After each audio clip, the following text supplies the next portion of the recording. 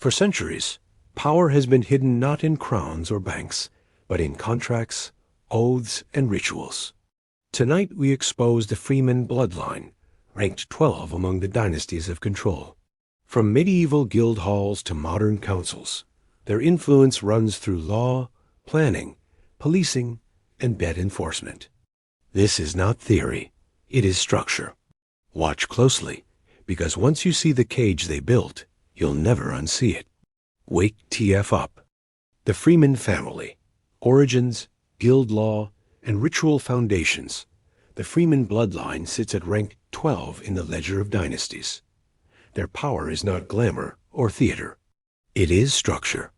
They specialize in law, contracts, and ritual inversion.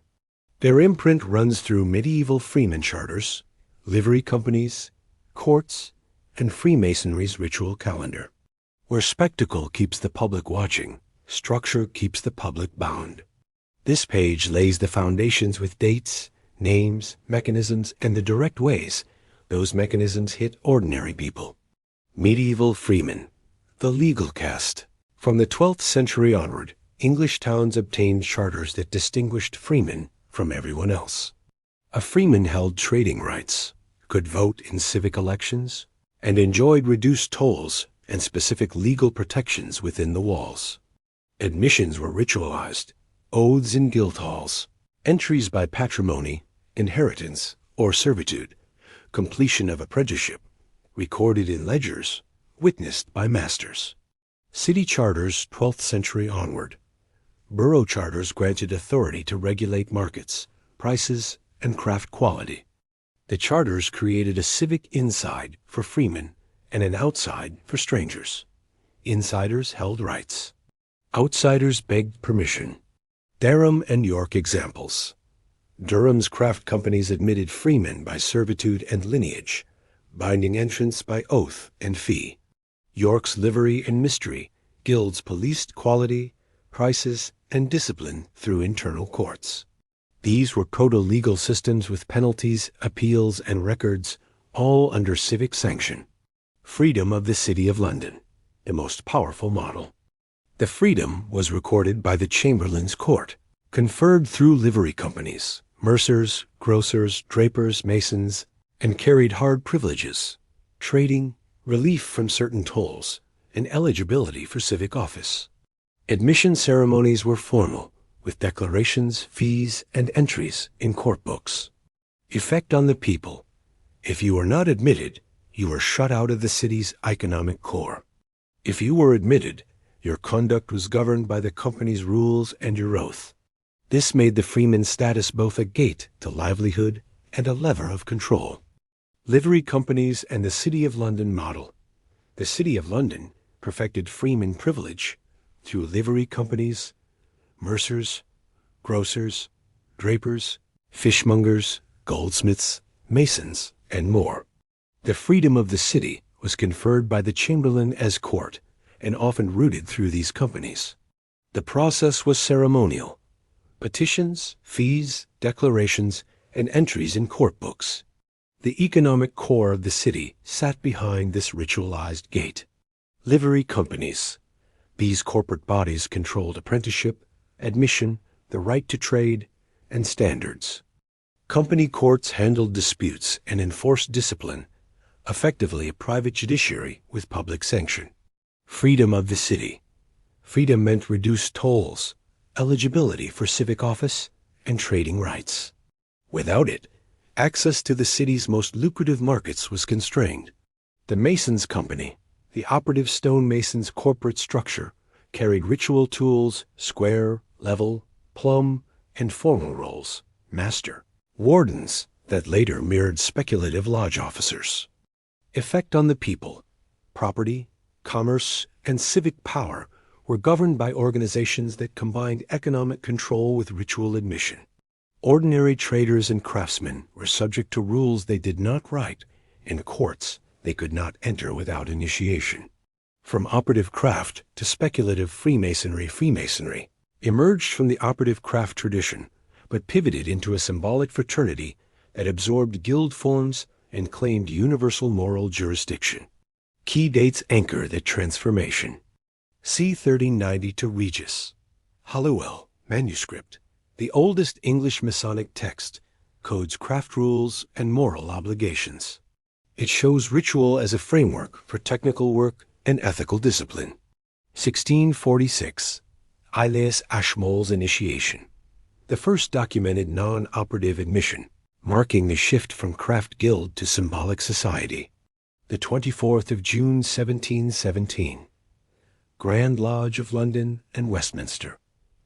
4 lodges met at the Goose and Gridiron in centralized governance.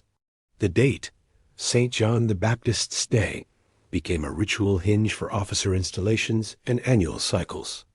1723. Anderson's Constitutions. This text codified lodge governance, masters, wardens, treasurers, charges to members, and the idea of moral law binding the fraternity. It imported guild structure and projected it as universal ethics. 1751 to 1813. Ancients versus moderns and union. Rival systems battled until 1813, when the United Grand Lodge of England, UGLE, formed through union, consolidating ritual authority in London. 1775 to 79 and 1927-33. Freemasons' Hall. Purpose: built headquarters at Great Queen Street. Cornerstones laid with ritual, public processions, and grand communications put secrecy into civic spectacle. Effect on the people. A private oath society grew a public face and embedded itself in governance circles. Officers mirrored civic hierarchies. Calendars aligned with governance rhythms. Charity masked secrecy. Ritual normalized influence. Ritual in public space. Cornerstones, processions, oaths. Freemasonry is often imagined as hidden rooms, but its power is enacted in public rites that stitch secrecy into civic structures. Cornerstone ceremonies. Lodges laid stones for courts, schools, hospitals, city halls, and churches, using ritual tools and libations. Corn, wine, oil. Names of officers and prayers for prosperity were sealed into foundations. Translation. Civic structures literally carry Masonic marks and memory at their base. St. John's feasts, the 24th of June and the 27th of December. Officer installations, processions, and festive boards convene elites on fixed dates. Decisions get socialist before they're formalized. Oaths and obligations. Historical obligations threaten severe penalties for betrayal of secrecy. Modern forms soften language, but maintain the core. Loyalty to the craft, preference for brothers, and silence under inquiry. Where police, judges, counselors, magistrates, and clerks share oaths, discretion can move along fraternal lines. Effect on the people. Procurement, planning approvals, disciplinary decisions, and case handling can tilt through networks that outsiders cannot see or contest. Procedures remain on paper. Outcomes ride relationships. Law as machinery. Statutes and doctrines that bind. Guild logic hardened into statute. The Freeman speciality is turning words into machinery, instruments and rules that constrain ordinary people while privileging those who draft, witness, and enforce. 1677. Statute of Frauds. Required certain agreements, land, surety, contracts not performable within a year, to be in writing and signed. Oral promises became unenforceable. Effect. Enforceability shifted to those who control paper and signature, the legal guild. 1753. Hardwicke's Marriage Act. Void without banns or license. Clandestine marriages curtailed. Effect. Family legitimacy mediated by registrars and clergy, with property and inheritance tied to formal compliance. 1602 and 1884. Pinnell's case in Folks v. Beer. Part payment of a debt does not satisfy the whole without fresh consideration. Effect. Creditors hold leverage. Debtors must give more to escape the cage. Paper beats need. 1878. Solicitors Act. 1882. Bills of Exchange Act. Professional monopoly entrenched. Negotiable instruments standardized. Effect: debt becomes transferable property, and enforcement accelerates through instruments ordinary people cannot draft or dispute without representation. Effect on the people: the neutral rules of contract and formality favor the class that writes and administers them. The freeman lineage lives in those offices, companies, and courts, cities and conduits. Beyond Durham and York, the mechanism is national. Each center repeats the pattern: admission, oath, office, discretion. London, freedom of the city via livery companies. UGLE at Great Queen Street. Guildhall, Old Bailey, and city courts staffed by overlapping circles. Cornerstones and ceremonies across civic buildings intertwine ritual and governance. York, the Grand Lodge of all England, c. 1725, marked a rival ritual capital. York's guilds maintained freeman admissions and internal courts, embedding two-tier market access and social privilege. Newcastle, Sunderland, Durham. Coal and shipbuilding cities with strong craft companies and lodges tied to merchants and magistrates. Planning and licensing managed by insiders with shared obligations. Bristol and Bath. Merchant guilds and aristocratic spa patrons fused with lodges. Charity pageantry softened hard privileges, but didn't remove them. Liverpool and Manchester. Industrial capitals where lodges attracted factory owners, councillors, and police chiefs. Procurement and labor discipline ran through committee structures populated by brothers. Leeds, Sheffield. Steel and textile dynamos with livery traditions. Lodges woven into works boards, trusts, and municipal committees. Norwich, Exeter, Canterbury, Chester. Medieval guild heritage. Cathedral cities with cornerstone rights and company courts echoing into modern governance. Edinburgh, Glasgow, Aberdeen, Dundee. Grand Lodge of Scotland, 1736, and provincial expansions. Officers straddled lodge and civic roles. Cardiff, Swansea, Wrexham. Welsh lodges embedded in docks, mines, and councils. Licensing and policing guided by fraternal calendars. Dublin, Belfast, Cork, Limerick. Grand Lodge of Ireland, 1725. Provincial lodges knitted into judicial and municipal life. Effect on the people. Access, approvals, and enforcement often move faster for insiders and stall for outsiders. The pattern is not local accident. It's a system repeated across Britain and Ireland. Colonial and global projection Freemasonry traveled with the empire, carrying the guild law template into colonial administration. North America, Boston, 1733, Philadelphia, 1730s, New York, 1737. Lodges populated by merchants, lawyers, and officials. Courts and councils mirrored the British cadence. India, Calcutta, Madras, Bombay, mid-18th century. Company servants and judges initiated. Lodge calendars structured trade and judicial decisions. Southern Africa, Cape Town, 1772 onward. Lodges aligned with magistrates and military. Cornerstone ceremonies for civic buildings. Australia, Sydney, 1820s onward. Lodges tied to police, courts, and municipal works. Ritual calendars structured local elite life. Effect on the people. Colonial subjects met administrations synchronized by fraternal calendars and bound by private oaths atop public law. The Freeman Bloodline's cage was exported globally. Directed proofs that touched daily life.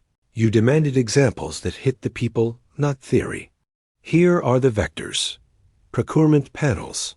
Most economically advantageous awards pass through committees populated by men who share lodge floors. Even when rules are followed, insider signaling and references tilt outcomes. Outsiders pay a time tax and lose momentum. Planning approvals. Counselors, surveyors, and solicitors often share social rooms. Discretion on traffic, heritage, and environmental conditions becomes negotiable among insiders. Outcomes look compliant. The path is not equal. Debt enforcement, bills of exchange, guarantees, and charges bind citizens to obligations they did not draft. Court clerks and enforcement officers move within fraternities trained for procedural velocity, not human context. People lose homes because paper moves faster than they do. Family legitimacy. Historical marriage formalities made lawful union a matter of paperwork. Today, registrars and judges decide status and rights downstream of compliance. A guild mindset that treats people as files, not families. Policing discretion. Charging decisions, cautions, evidence handling, and discipline hinge on trust. Oath bonds shift the benefit of the doubt toward brothers. Even when outcomes are fair, opacity rots trust. Effect on the people. Friction accumulates at every gate. The ritual law nexus turns administration into a maze where insiders carry keys and outsiders carry penalties. These foundations, guild law, ritual admissions, statutory cages, and colonial projection are the architecture the Freeman Bloodline built. They engineered obedience not through spectacle, but through paperwork, oaths, and calendars. The Freeman family. Modern lodges, disclosure battles, and structural control contemporary governance mechanics in the UK. Public office conflicts. Modern governance uses principles rather than hard bands. The Nolan Principles, 1995. Selflessness, integrity, objectivity, accountability, openness, honesty. Leadership rely on self-declaration, not structural separation of oath-based fraternities from public duty. Effect. Conflicts become managed rather than prohibited. Registers and declarations. Local government. Act 1972 and subsequent regulations require councillors to declare pecuniary interests. Standards regimes after the Localism Act 2011 rely on disclosure and recusal. Membership of private societies is often not compulsory to disclose unless it creates a pecuniary link, leaving oath-based ties unrecorded. Procurement law. Public Contracts Regulations 2015 transpose EU directives, emphasizing transparency, equal treatment, and MATE, most economically advantageous tender. Panels, moderation reports, and social value scoring create discretion points. Networked insiders can tilt outcomes legally under subjective criteria. Planning system. The National Planning Policy Framework, 2012, refreshed 2018-2023, compresses policy into presumption in favor of sustainable development.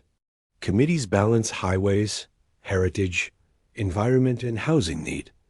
Discretion and officer advice shape outcomes.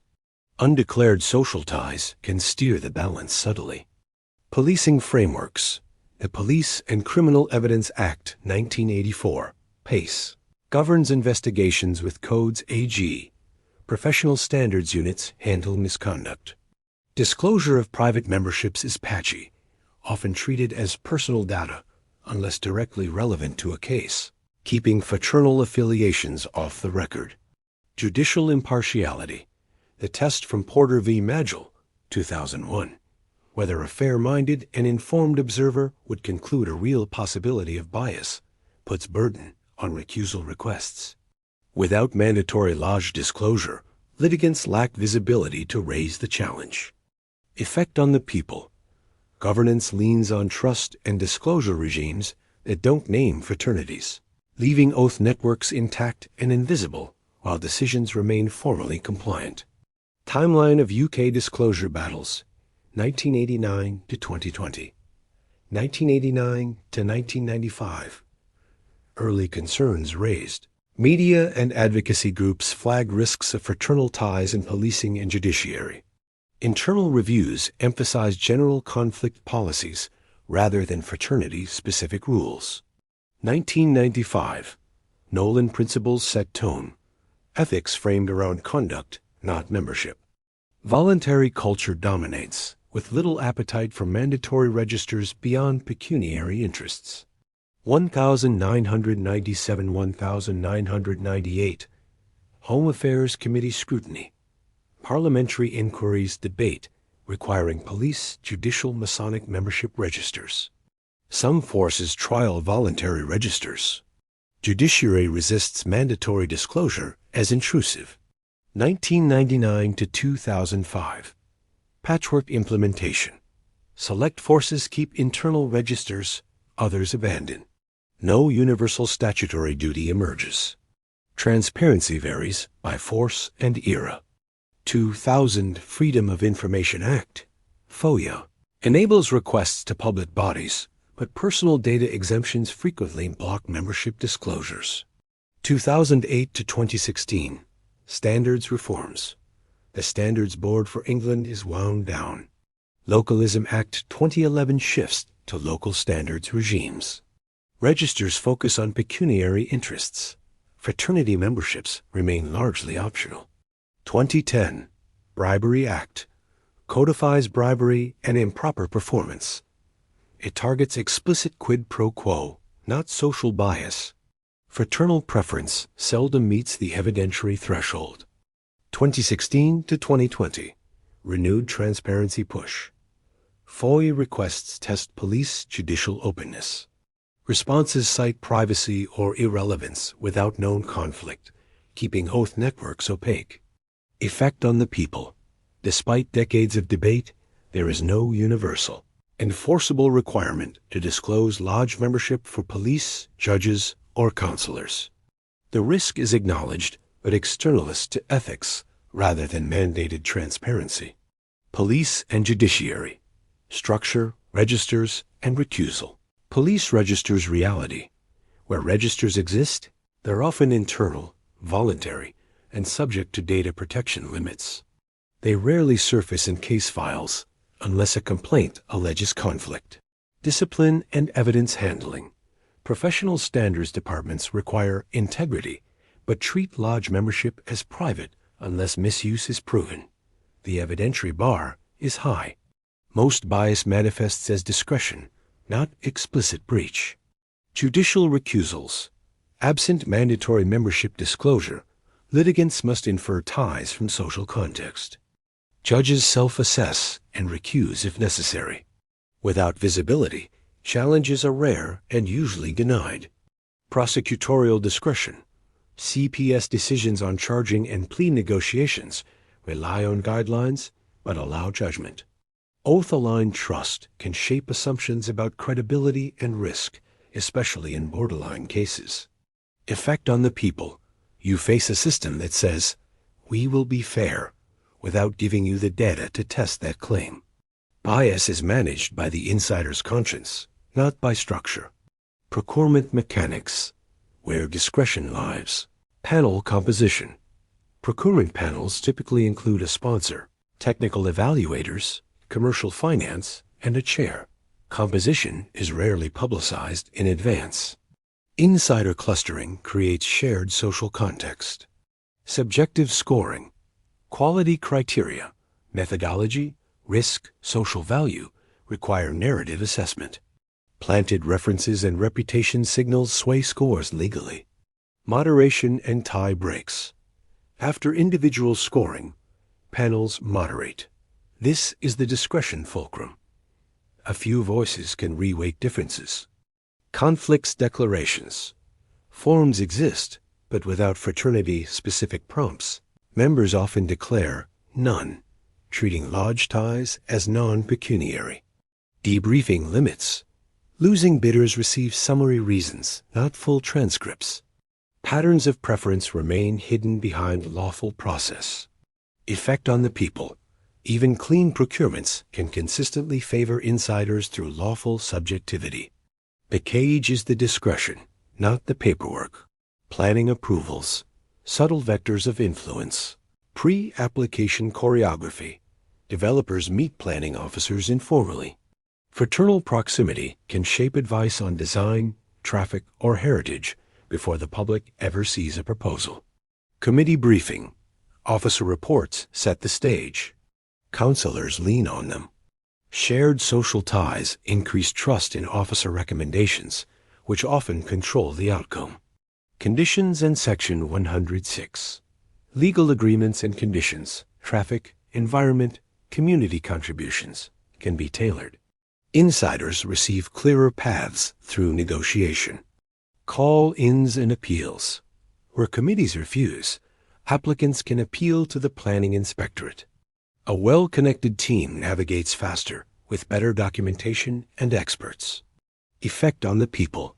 Communities see compliant decisions that favor insiders. The influence lives in early advice, not in the public vote. Debt enforcement today. Instruments and velocity. Civil procedure rules, 1998. Standardized claims, judgments, and enforcement. Paperwork precision wins. Charging Orders Act, 1979, and enforcement routes. Judgment creditors secure charging orders. Orders for sale.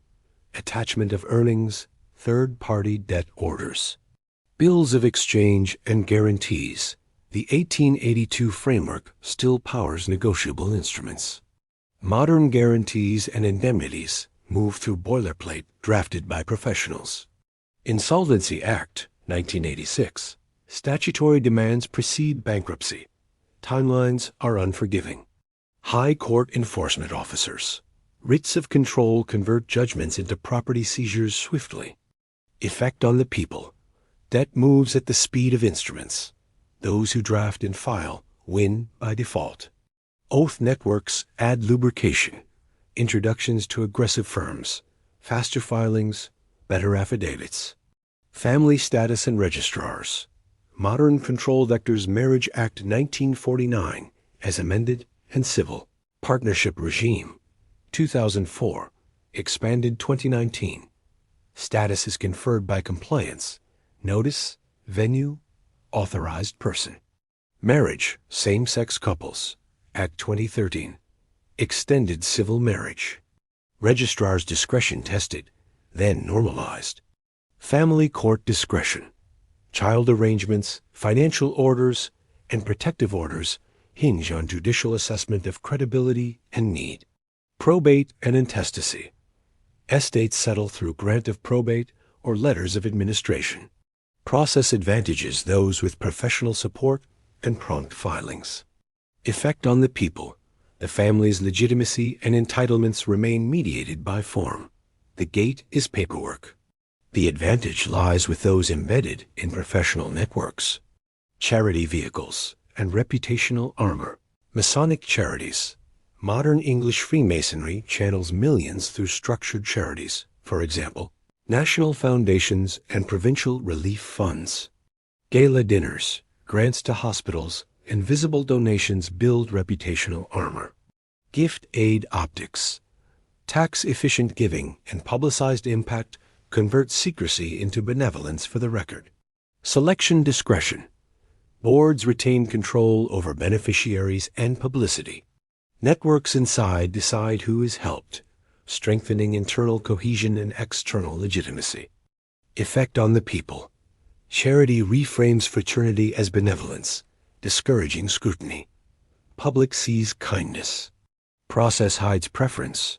Colonial lodge operations in the 19th-20th centuries. Administrative synchronization. Colonial governors, judges, merchants, and military officers met on fixed ritual calendars, smoothing coordination across law and trade. Cornerstone diplomacy. Public ceremonies for schools, courthouses, rail stations aligned elites and softened resistance. Commercial arbitration. Lodge rooms functioned as informal venues for dispute resolution among merchants, accelerating settlements outside court. Post-colonial persistence. Independent states retained lodge networks among business and legal elites, preserving continuity of discretion even as formal sovereignty changed. Effect on the people. Empire exported the governance cadence. Independence rarely dismantled the private coordination channels. Data opacity. Why proof is hard without structural change. FOI limits. Personal data exemptions. S40 FOIA and not held responses block membership visibility. No central register. Without mandated disclosure, there is no dataset to audit for bias. Process over outcome.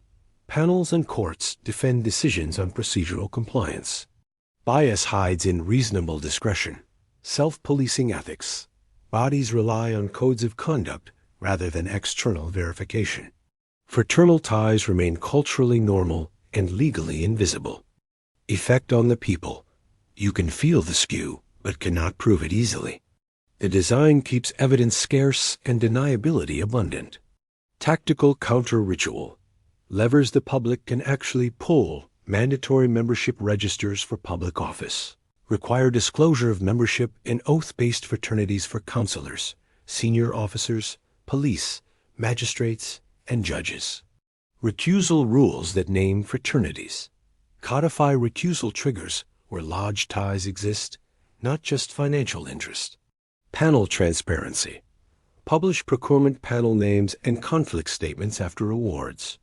Pre-application sunlight in planning. Require public logs of officer-developer meetings and advice. Plain language contracts. Mandate readability tests and cooling-off periods for consumer and SME contracts with public bodies or utilities. Audit trails. Record moderation discussions in procurement and allow redacted release on request. Independent integrity units. Create bodies with authority to verify disclosures and enforce sanctions for non-disclosure. Community legal support. Fund clinics to help citizens contest planning and procurement on process grounds. Bias. Undisclosed ties. Inadequate consultation. Effect on the people. These moves attack the invisibility layer without banning association. They turn trust us into prove it. Case-level archetypes that illustrate the mechanics. Council highways contract tilt. A panel scores two bidders nearly equal. The tie-break is delivery confidence. A member with lodge ties signals trust in one firm's director. Moderation tips the award 0.5 points. Lawful, decisive. Planning heritage waiver. Officer advice says public benefit outweighs harm. Counselor with social ties to the applicant frames debate. Committee votes 6-5 in favor. Objections fail on appeal because process was followed. Police recruitment preference. Two candidates equal on paper. References from known brethren shift integrity perception. The nod is small. The effect is long. Debt escalation path. Creditor with elite legal support files precise claim. Debtor misses a deadline. Judgment, charging order, and enforcement follow. Everything is lawful. Velocity wins. Family court credibility test. Judge weighs conflicting statements. Advocate embedded in local networks presents better organized evidence and character references. The order reflects presentation quality, not truth alone. Effect on the people. Small lawful nudges accumulate into structural outcomes. The machine rarely needs to break the law to keep outsiders out. Rank 12, and why it matters structural reach, not total rule. The Freemans don't own banks or oil monopolies. They own the grammar of power, forms, procedures, calendars, and reputational shields. Invisibility by design. Ethics regimes that refuse to name fraternities preserve discretion while projecting fairness. Cage without spectacle. Even if you mute media theater, you remain in processes the Freemans helped write and still service. Practical sovereignty. Attack the machinery, registers, recusals, sunlight, readability, audit trails, not just the personalities. Direct answer. The rank marks them as the engineers of obedience whose tools are used by higher dynasties.